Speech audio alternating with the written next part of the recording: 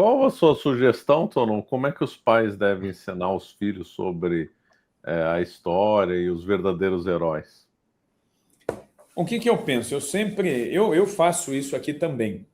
Eu sempre digo aos pais assim para escolher. Eu falei, escolham o que os seus filhos vão ouvir, vão ler, vão folhear, né, manusear, porque se trata da formação dessas crianças, né? A infância é a época de formação da mente e também do coração, da afetividade. Então, os afetos, eles têm que ser ordenados, né, através da educação. É por isso que uma educação de verdade, ela tem que passar por isso, por essa lapidação dos afetos. E é o que a gente, como pai, vai fazendo, vai limitando, vai dizer, não, isso você não pode fazer, agora você vai fazer isso aqui.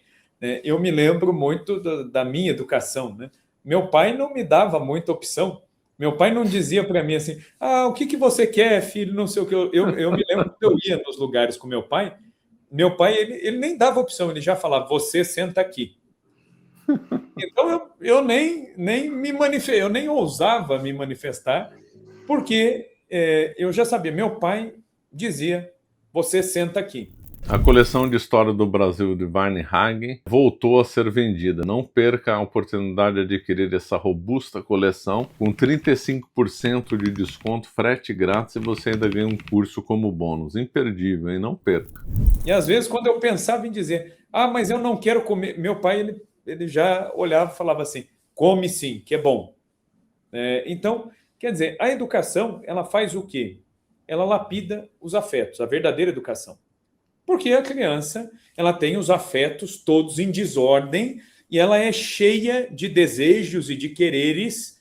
E se nós deixamos que a criança cresça sem que isso seja lapidado, vai ser um pequeno monstro daqui a pouco, né, que vai ser cheio de vontades, cheio de amor próprio, que não aceita correção nenhuma, que não tem humildade, que é soberbo, que quer ensinar sem saber absolutamente nada e que não se coloca no seu lugar e que depois não vai encontrar o seu lugar no mundo.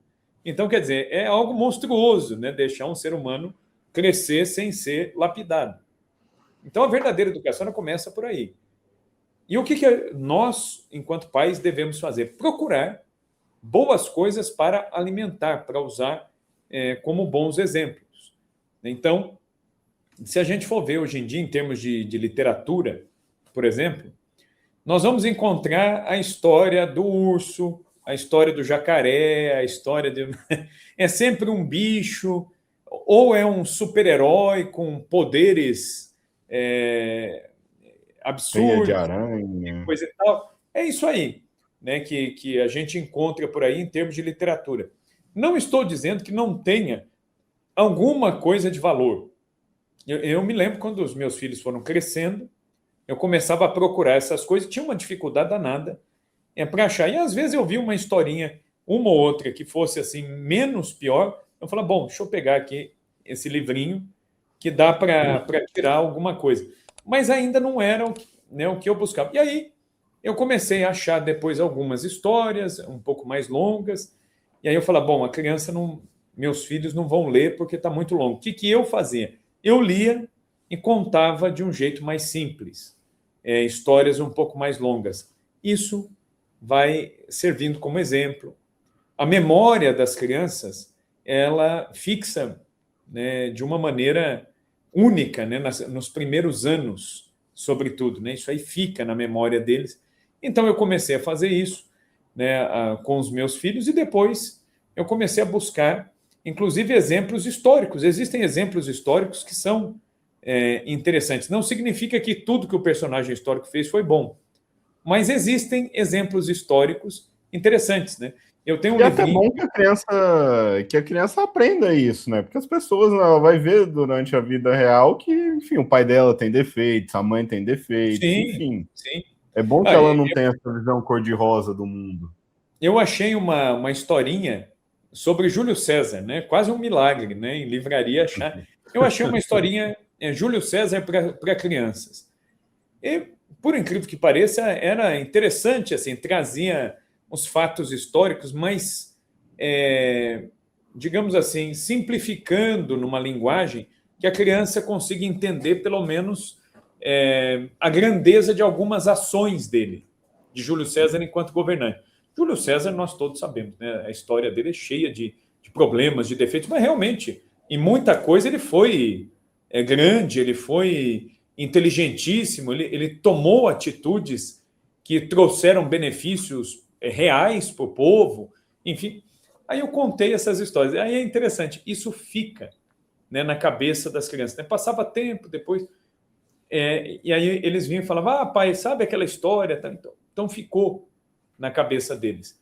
Né? E isso também, mesmo na escola, né, eu sempre insisti com alunos maiores que lessem biografias. Eu dizia e digo até hoje para os meus alunos. Eles falam, professor, o que você recomenda a gente ler assim, né, como uma leitura, assim, até para distrair? Falei, leia biografias de pessoas que vale a pena. Eu gosto muito aqui, boa parte desses livros aqui atrás de mim são biografias, porque você vai olhar pessoas reais, com problemas reais, dramas reais, e você vai extrair dali lições para a sua própria vida.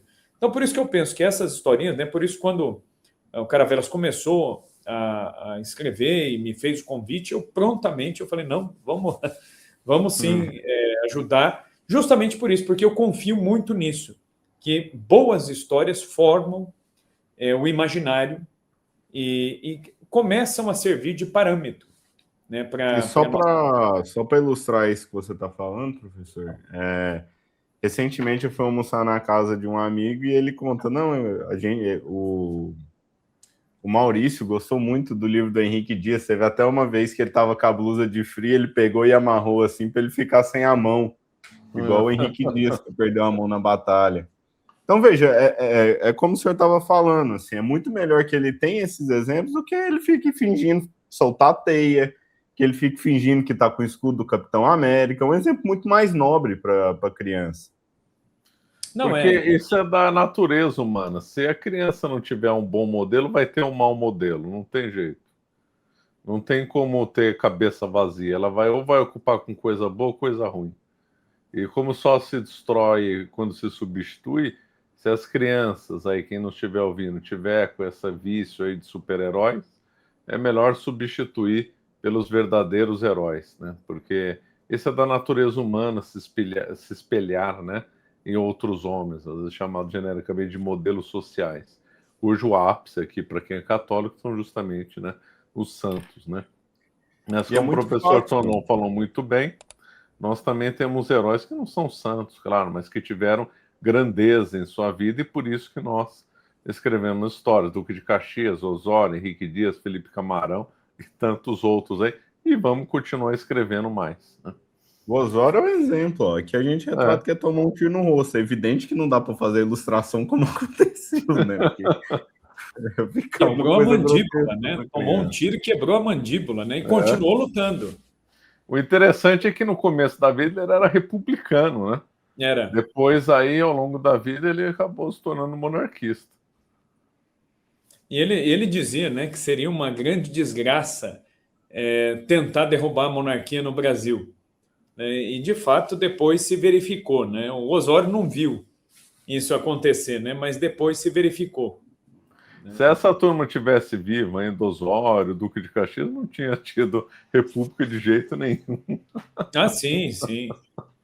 E, curiosamente, né, eu falo isso para os meus alunos, né? Eu falo, a princesa Isabel, ela nasceu em julho e ela foi batizada no dia 15 de novembro, no dia do golpe que iria impedi-la de reinar, né? Foi justamente o dia do batismo dela, o aniversário de batismo dela é 15 de novembro. Vixe, que ironia aí do destino, né? Que ironia. Mas é o que eu falo, né? E a gente vê que esse preconceito ele acaba afetando de um modo geral, assim, né? Os alunos, até as famílias vêm muito com isso. Né? Os meus alunos, eles dizem assim às vezes, né? Quando que a gente vai estudar a Segunda Guerra? E eu brinco com eles, eu falo, olha, vocês estão querendo ver Segunda Guerra porque vocês ainda não ouviram falar da Batalha de Guararapes, não ouviram falar da Guerra da Luz Divina, que aconteceu aqui no Brasil. Aí você vai ver que perto de nós existiu assim um heroísmo tão grande que juntou né, as 3 grandes raças que compuseram o Brasil de maneira espontânea em torno de um objetivo comum. Porque você tem um batalhão dos negros, você tem um batalhão dos índios e um batalhão dos brancos, que não eram tão brancos assim, né? Já eram mestiços, misturados ali, né? Índio, africano, português e tudo isso. Né? Então, pela primeira vez, você vê o Brasil como ele é, lutando por uma causa comum, né? Que foi a expulsão dos holandeses, que muita gente fica chorando as pitangas hoje em dia, né? Dizendo, né, se a gente tivesse sido colonizado por eles, né? Me lembro uma vez que eu visitei o Recife e tinha um pessoal me conduzindo ali, né, para ver alguma coisa ali do centro do Recife, e alguém falou assim, isso aqui é a ponte que o Nassau deixou aqui. Puxa vida, né? Se os holandeses tivessem ficado aqui, eu falei, bom, eles ficaram no Suriname, né? Parece que não deu tão certo assim. O IDH mais baixo das Américas aqui, um dos mais baixos do mundo, é o Suriname. Os holandeses ficaram lá. Então, umas associações que as pessoas fazem que são muito infelizes às vezes, né? Imaginando que seria algo muito diferente, que teria um destino, e se esquecem de que os próprios brasileiros que moravam ali, em Recife, que moravam no Nordeste, de um modo geral, lutaram para expulsar os holandeses, né? A expulsão dos holandeses, ela uniu indígenas, negros e brancos, né, contra a Holanda. Você acaba de assistir um corte do Caravelas Podcast. Na tela está aparecendo o episódio completo e outro corte. Muito obrigado pela atenção.